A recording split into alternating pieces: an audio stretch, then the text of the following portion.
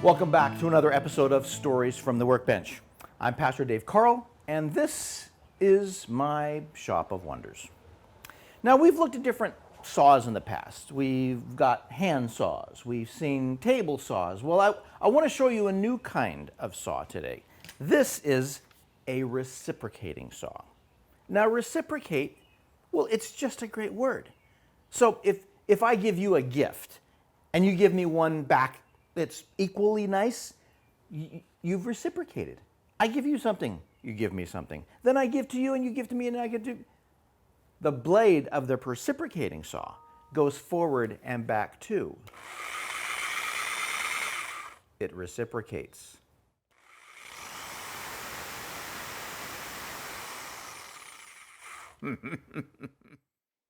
This is a great tool for rough work. It's used a lot in construction and demolition work. So say I have to take out some 2x6s. I could take my reciprocating saw and cut through this in short order. By changing the blade from a wood cutting blade to a metal cutting blade, I can then take care of things like nails that were sticking out too far.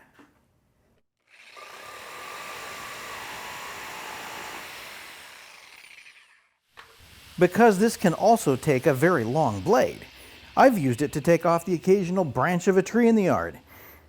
If I had a battery-powered saw, this would be even faster and easier. The reciprocating saw is a very handy tool to have around.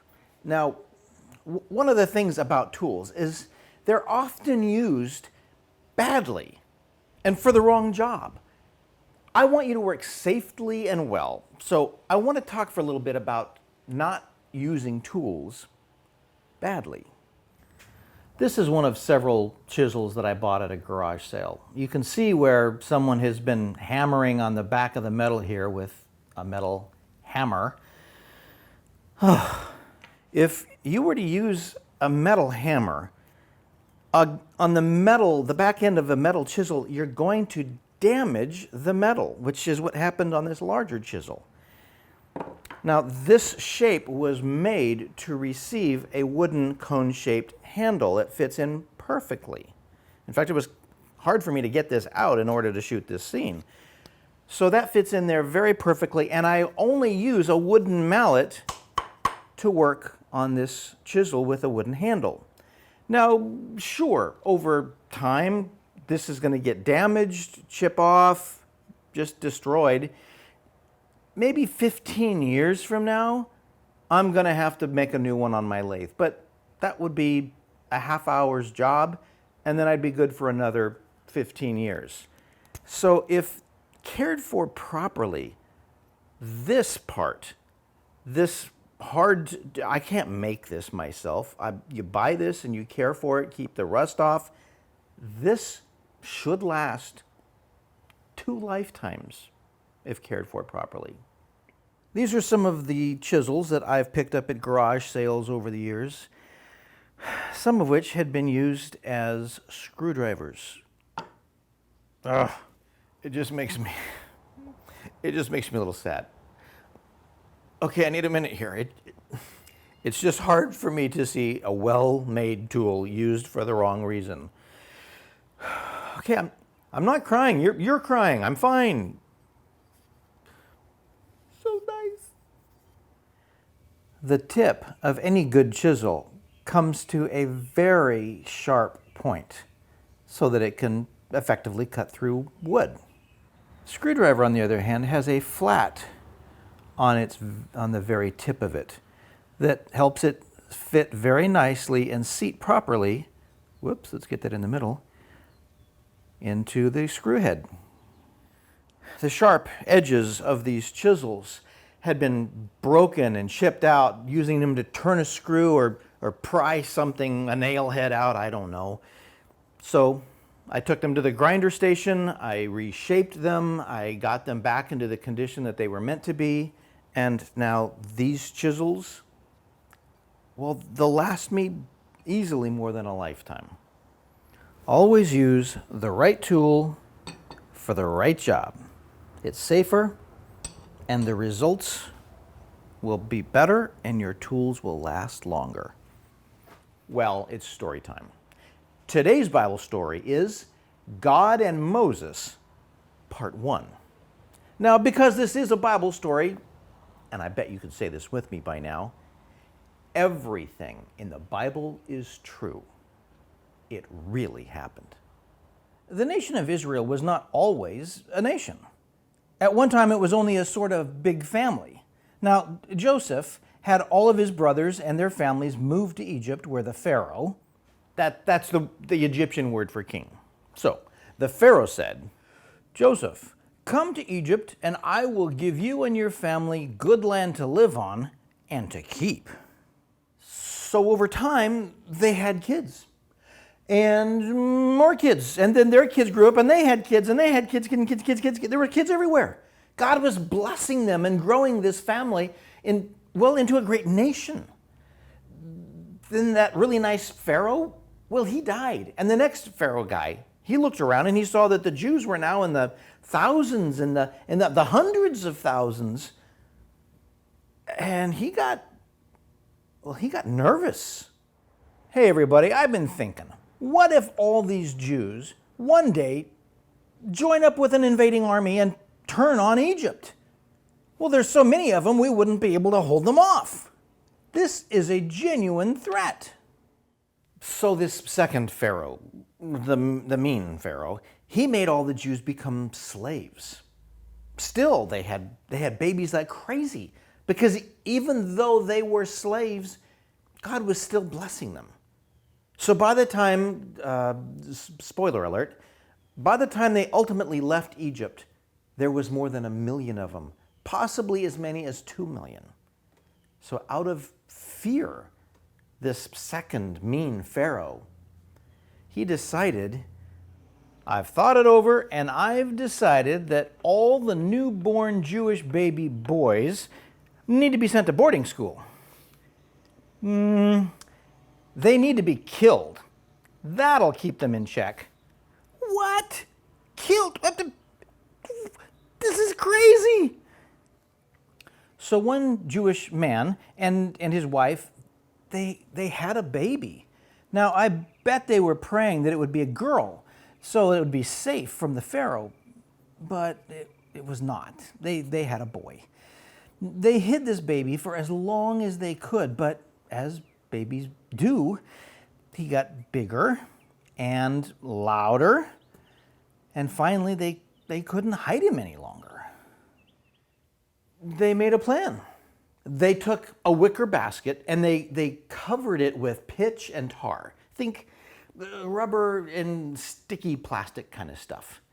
The basket then became this watertight little baby boat. So they put the baby boy into this wicker basket, and they had his older sister Miriam come push it into the Nile River and just pray and watch to see what was going to happen. Well, this was a desperate act by desperate parents to do anything they could think of to save their precious baby. Well, as Miriam watched from a distance, the basket moved with the current, and, well, because God was organizing all of this, the daughter of the Pharaoh was bathing right where the basket was floating by. The princess was learning the backstroke that day. She and all of her friends were swimming, and she saw the baby. What is this basket? Oh, and they brought her the basket, and she saw the sweet baby inside, and the princess instantly fell in love with him. Mom, this is one of those poor Jewish babies.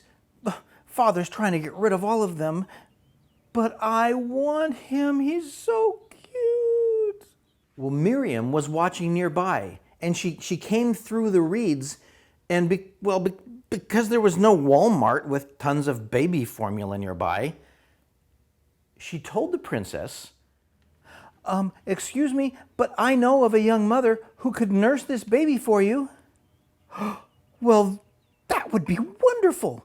Bring her to me, and I will pay her to provide for the baby until he's weaned. Well, that means he could eat solid food. So in that quick interaction, Moses went from hunted for extermination to being protected by the Pharaoh's daughter herself. Is this amazing or what? It's just, it's amazing. I want to chat for a moment about slavery. Now, this is a terrible thing. When you're a slave, you have no choices. You're considered nothing more than property, like a bicycle or a tool. It's horrible to be a slave. And I know that the Jews were praying constantly that God would free them. And he did hear those prayers. And spoiler alert number 2, they did get freed by God in a very big way. So Moses grew up. And then he was educated as a child of the Pharaoh's daughter. He's got a little beard stubble going on there. And he also knew he was a Jew. So he looked around and he saw that his Jewish people were being bought and sold like livestock. Whoop. This makes me so crazy. Why did God save me from slavery like this? Maybe I'm supposed to be the guy who frees the nation of Israel from Egyptian slavery. In fact, I think I know just how to get it started. So I guess Moses figured it was going to happen in his way and in his timing. So then he came upon an Egyptian who was ferociously beating his Jewish slave. I told you to have this done before dinner. I'm sorry. It took longer than I thought. You will not disobey me again, you dog. Well, Moses walked up onto this scene. He saw one of his Jewish brothers getting terribly beaten. Now, maybe he had been angry at slavery for a long time. Maybe he was feeling compassion for all of his Jewish relatives who had suffered for so long. Maybe it had been building up for years. But on that day, Moses absolutely lost his garbanzo beans. You will not treat him like that. What? How do you like it?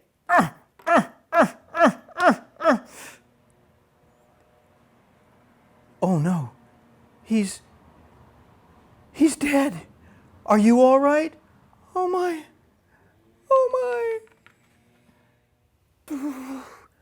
So I think of all that Moses had at this point in the story as a good, well-crafted tool that was just used all wrong. Was he with the obvious choice to free the Jews? Yes. Was he educated and able to lead people? Of course. Was he supposed to murder an Egyptian in order to begin to free his people? No. Now, under Egyptian law, really kind of any kind of slavery law, if I killed your slave, I'd have to buy you another one. And then we'd be even. I'm so sorry. I just accidentally killed your slave. Oh, that makes me so angry. You need to buy me another one right now. I will. I'm so sorry. I'll have the new one delivered tomorrow. Oh, well, okay then. Well, you want to go play sand golf?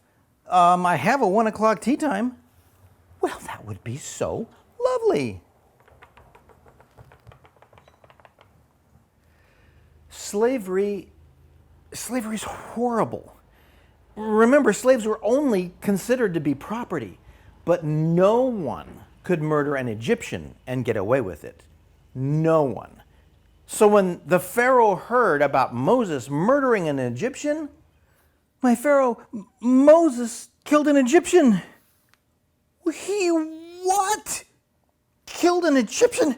Oh, I need to make an example of him. Find Moses and have him executed for everyone to see. Ah! So this guy who was perfectly crafted to rescue the Jews from slavery, well, he was now running for his life. What have I done? And Moses ran off for his life into the desert. I wouldn't be surprised if Moses just thought he was going to go out into the desert and die a miserable failure. All I wanted to do is help my people. And now, see what a mess I've made out of it. So have you ever watched the movie The Ten Commandments with Charlton Heston? It's amazing. I've always loved it. The special effects, they mostly still stand up even today. I've watched it every year forever, mostly around Easter time. And what it may have lacked in biblical accuracy was easily overshadowed by Charlton Heston's crazy overacting. Well, this next scene in the movie is so great that I can't help but see it in my mind as we cover it in our story. So just imagine 7 beautiful sisters who are the daughters of a shepherd who's also a priest.